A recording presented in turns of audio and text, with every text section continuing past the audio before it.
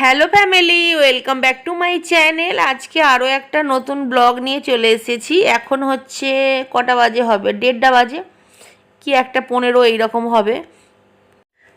আজকে লাঞ্চ মেনুতে কি আছে তোমাদের বলছি পরে। তার আগে বলি, এটা হচ্ছে জুনের পাপার জন্য ভাত বেড়েছি, কারণ জুনের পাপা টেবিলে বসে গেছে স্নান করে, তো ওর পাপাকে ভাতটা ধরে দেবো প্রথমে। আর আজকে মেনুতে কি আছে জানো তো? কুমড়ো ভাজা আছে, আর গিমের শাকের তেতো চচ্চড়ি আছে, বিমলির ডাল আছে, আর ভাপা পোস্ত করেছি, মানে আলুর ভাপা পোস্ত। কালকের মেনুতেও না কুমড়ো ভাজা করেছিলাম আর গিমের শাকটা বানিয়েছিলাম। খাবার প্রথমে একটু তেতো খাওয়াটা খুবই ভালো প্রত্যেক দিনের জন্য, আর সবার জন্য এটা বলছি। আর এখানে তেঁতুলের আচার আছে গাইস। আচার বলতে তোমাদেরকে রেসিপিটা আমি এখনও মানে রেডি করা আছে, কিন্তু এখনও ছাড়া হয়নি আর কি। তেঁতুলের আচারের রেসিপি খুব তাড়াতাড়ি আসবে মৌসুমিস রান্নাঘরে। তো আচারটা আমি রেসিপি তুলেছি, আর ওটা জুনের পাপার জন্যই অ্যাকচুয়ালি বানিয়েছি আমি, তো সেই আচারটাও আজকে দিয়েছি।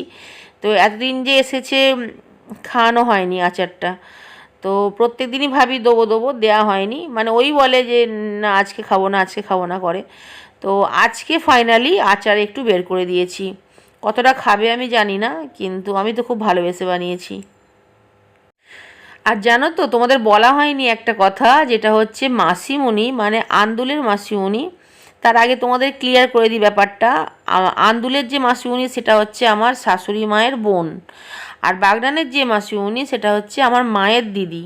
আন্দুলেতেও একটা মাসিমণি, বাগনানেতেও আমার একটাই মাসিমণি। তো আন্দুলের মাসিমণি না মানে অনেক রকমের শাক পাঠিয়েছে। জুনের পাপা গিয়েছিল মাসিমণিদের বাড়িতে বেড়াতে, শাক পাঠিয়েছে, নারকোল পাঠিয়েছে। নারকোল তো আমরা এমনি কেটে খেয়ে নিয়েছি, আর শাক না কমসে কম 6-7 রকমের শাক পাঠিয়েছে। আর আমার বাছতে অসুবিধা হবে বলে না অনেক শাক আবার কেটে গুছিয়ে মানে বেছে গুছিয়ে প্যাকেটে করে ভরে ভরে দিয়েছে। মানে এত আনন্দ লাগছিল না।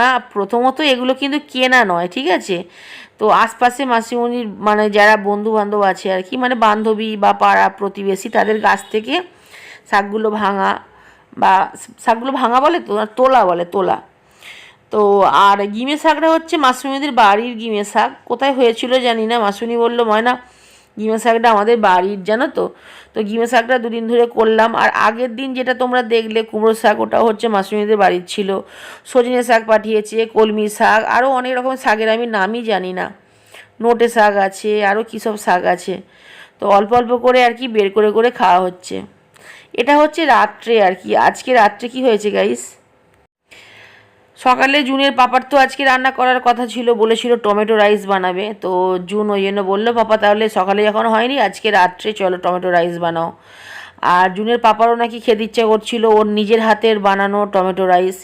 কিন্তু একটা এখানে খুব মানে দুঃখের বিষয়, সেটা হচ্ছে যে জুনের পাপা, আমি অনেকটা দেরিতে রান্নাঘরে এসেছি। আর আমি যখন এলাম তখন দেখলাম যা মশলা কষে একদম প্রেসারে ঢাকনা লাগানো হয়ে গেছে। তো অনেকটা দেরিতে যেহেতু এসেছি, কতটা ও চাল নিয়েছে তো আমি জানি না। তো কিন্তু যখন ফাইনালি দেখলাম আর কি, যে আচ্ছা পনির টিক্কাটা হচ্ছে এটা আমি বানিয়েছি, আর রায়তাটা ওর পাপাই বানিয়েছে। এইবারে আমাদের 4 জনের হিসাবে না রাইসটা হয়নি, জানো তো, খুব কমই। আর খেতে কিন্তু খুব টেস্টি হয়েছিল, মানে দুর্দান্ত টেস্ট হয়েছিল, অথচ কম মশলায়, কিন্তু বড্ড কম পরিমাণে বানিয়েছি। অ্যাকচুয়ালি কী একটা প্রবলেম জানো তো, জুনের পাপা খুব কম খায়। এবারে ও কম খায় বলে না, ও মনে করে সবাই বোধহয় কম খাবে, জানো তো। তো শুধু জুনের পাপা বলে নয় গো, আমার জীবনে এমন অনেক মানুষ আছে আমি দেখেছি আর কি, তাদেরকে, তারা নিজেরা কম খায় বলে নয়, তারা বেশি রান্না বান্না, বেশি খাবার দাবার তারা একদম সহ্য করতে পারে না। বেশি খাবার দাবার দেখলেই তারা না হাঁপায়, এই এত কী হবে, এ তো নষ্ট হবে, কী হবে, মানে কীরকম করে গো। আমি দেখেছি এগুলো, মানে বাইরের লোক নয়, আমারই কাছের লোক। প্রেসার কুকারের ঢাকনাটা যখন খুললো আমি দেখে তো মানে হাঁ হয়ে গেছি একদম। আমি বলি এইটুকু বানিয়েছো, 4 জনে খাবো তো, একটু বেশি করে তো বানাবে। তো বললো না না হয়ে যাবে, এইটুকু হয়ে যাবে, সবাই অল্প অল্প করে খাবে। দেখো ভাই, আমরা বাঙালি, আমরা যদি পেট ভরে না খাই একটু, তাহলে কি খেয়েছি বলে মনে হবে বলো? মাঝরাতে তো পেটে ঘন্টা বাজবে, তাই না বলো? জুনের পাপা না যখনই কিছু রান্না করে, শখে রান্না করে, যেমন এইবারে যে এসেছে, এইবারে হচ্ছে এই টমেটো রাইসটা বানিয়েছে সবাইকে। আধ পেটাও হয়নি, জানো তো, আধ পেটারও কম, মানে এক কোণে পড়ে আছে। তো শুভমের তো কুলো এনে আমি একটুখানি খেয়ে শুভমের জন্য রেখে দিলাম। জুনকে আর একটু দিলে হতো। জুন আমার গালে খাইয়ে একটু দিল, বললো মামি যখন তুমি খাবে খাবে, এখন একটু টেস্ট করো। খুব ভালো হয়েছে না, রিয়েলি খেতে খুব টেস্টি হয়েছে, কিন্তু ওই পেটের কোন কোনায় পড়ে আছে কিছু বুঝতে পারছি না। যাই হোক গাইস, আমার যখন বিয়ে হয় না তখন আমি চা বানাতেও পারতাম না, জানো তো। তো আমার প্রথম রান্না শেখা সেটা হচ্ছে জুনের পাপার কাছ থেকে। তারপরে ধরো এতগুলো বছর সংসার সামলাচ্ছি, অভিজ্ঞতা এমনিই বেড়ে যায়।